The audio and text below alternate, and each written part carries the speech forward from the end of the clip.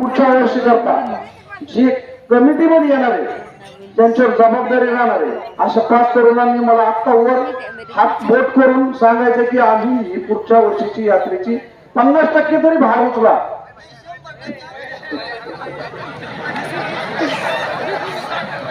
फेर भार नाही देता येतो आम्ही खायचो.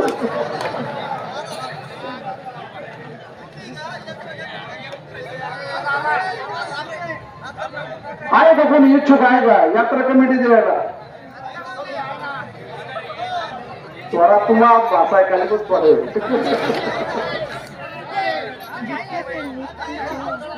5 लोकांनी सांगा उभं राहून यात्रा पूर्ण आपल्याला करायची.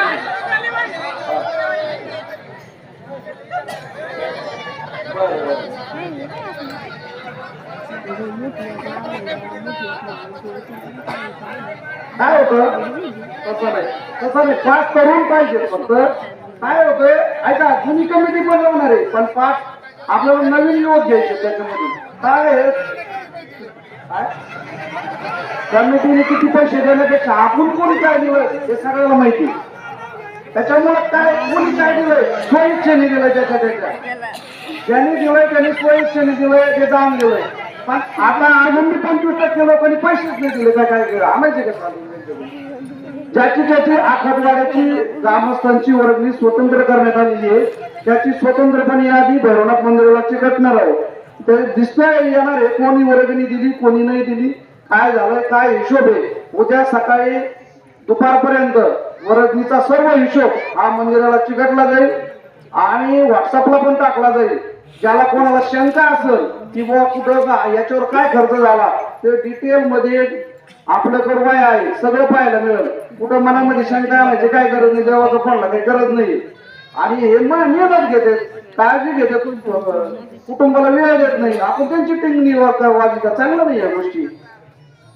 कोणी नाही बाबूराव पैसे खायला.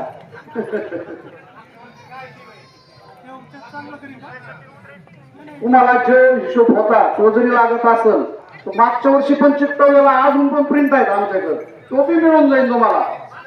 शिल्लक रकमेचे लाइटिंग आणि पूर्ण बाहेरचे ते लाईट वगैरे बसवण्यात आलेले आणि देवस्थानचं 1280 ट्रस्ट मध्ये आणि आता क वर्गासाठी प्रयत्न चालू आहे त्याला परत 1.5 लाख रुपये खर्च आहे. हे पण सांगतो हे काय कोणी कोणाच्या खिशातून करीत नाहीत. 50 वेळेस नगरला जावं लागत आम्हाला.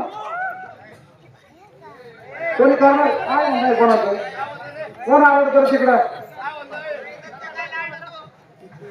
सिरियस विषय चालू आहे. देवस्थान हे ट्रस्ट पूर्ण आतापर्यंत ऍडिट केलेलं आहे.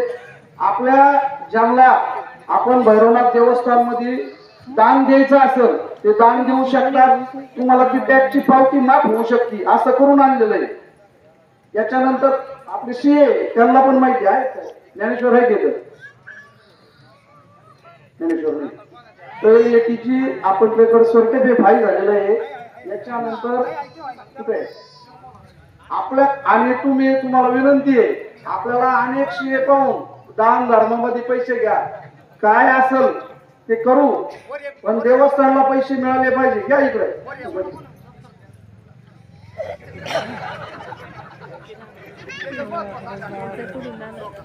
हे सर्टिफाईड खूप महत्वाचं आहे. ते सगळं झालेलं आहे. चेष्टेचा भाग नाही आहे.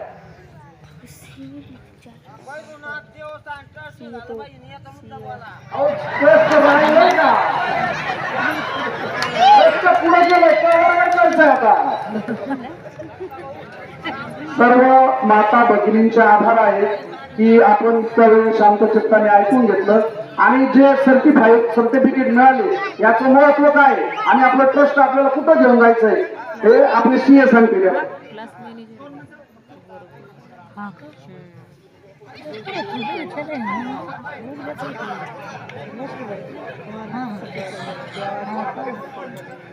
या ठिकाणी आपल्या गावाचं भूषण एक सीए झाल्याबद्दल गावकऱ्याच्या वतीने त्यांचा सत्कार करण्यात येत आहे. त्याचा सत्कार करा.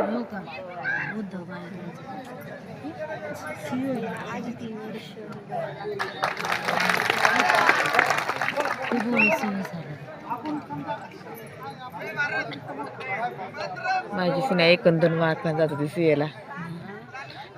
आपल्या एक आणि 2 मार्कांनी जाते ती ना जाते.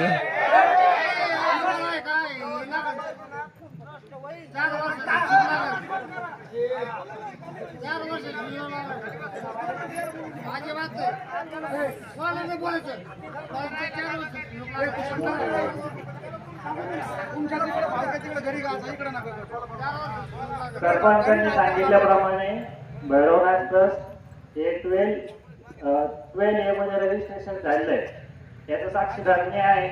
सर्व प्रोसेस पूर्ण झालेली आहे. आता क वर्गासाठी त्यांचे प्रयत्न चालू आहेत. आता याच्यामध्ये काय होतं, जे टॅक्स पेअर असतात त्या टॅक्स पेअरला डोनेशन दिल्याने 50% त्यांचा टॅक्स वाचतो.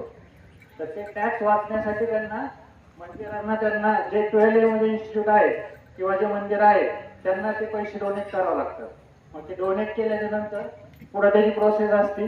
ती प्रोसेस करून आपल्या मंदिराला त्याच्यातून काही पर्सेंटेज पैसे भेटतात. त्यासाठी त्यांनी पूर्ण ती प्रोसेस केलेली आहे आणि ती एकदम ट्रान्सपरंट प्रोसेस राहणार आहे. ते असे कॅश मध्ये कुठे पैसे येत नाही, ते सगळं खात्यावर होत. जरी कुणाला काही लागत असेल तर ते खात्यावरून तुम्हाला भेटून जाईल आणि ती प्रोसेस आता चालू आहे. त्याचा भविष्यात नक्की फायदा होईल. आमच्याकडे पण क्लायंट असतात, आम्ही पण ते रेफर करू आणि आपल्या मंदिराला जेवढा फायदा करता येईल तेवढा फायदा करून घेऊ.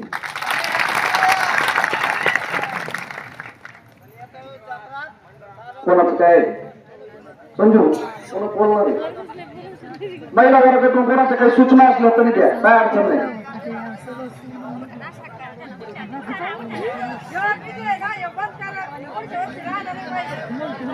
तुमच्या पुढे माने म्हणते डीजे लागला पाहिजे.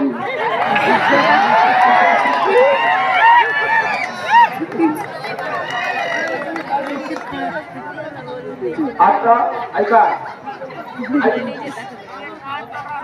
ऐका उद्याच्या सांस्कृतिक कार्यक्रम ऑर्केस्ट्रा जो कुटुंबासहित पाहता येईल, धांगड धिंगाणाही सर्वांसाठी आहे. यात्रा आपल्याला महत्व वाढावं 3 दिवसाचा कार्यक्रम मुद्दाम ठेवलेला आहे आणि उद्या ठीक संध्याकाळी 9 वाजता ऑर्केस्ट्रा चालू होईल. आपण जिथं यात्रा भरली तिथंच आहे.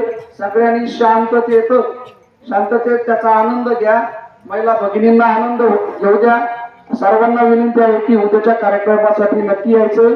सर्वांनी आनंद घ्या. सगळे इथं आले आणि शांततेत त्या यात्रा पार पडली याबद्दल सर्वांचे अभिनंदन आणि सर्वांचे आभार. आणि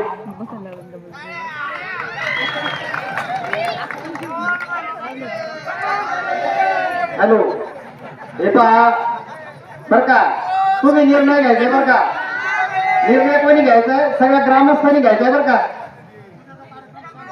उद्याचा कार्यक्रम शांततेत करणार आहेत का? कोणी दारू पिऊन तिथे धिंगाणा घालणार आहेत का? आणि त्याच्या पुढचा विषय तुम्ही ठरायचे बर का. ग्रामस्थांनी जे ट्रस्टी येत त्यांनी प्रत्येकी वर्गाने किती दिली पाहिजे तुम्ही ठरायचे. जे ट्रस्टी येत त्यांनी वर्गाने किती द्यायची हे तुम्ही ठरायचे आणि त्यांना सांगा त्याप्रमाणे ते वर्गाने देते. बरोबर आहे ना? हा अरे काहीच म्हणणं नाही कोणाचं. मग आता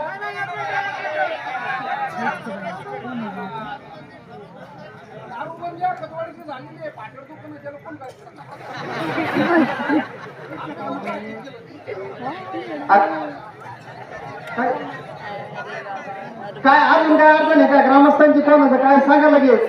परत नंतर म्हणणं का बरं का असं राहिले ते राहिले घ्यायला पाहिजे.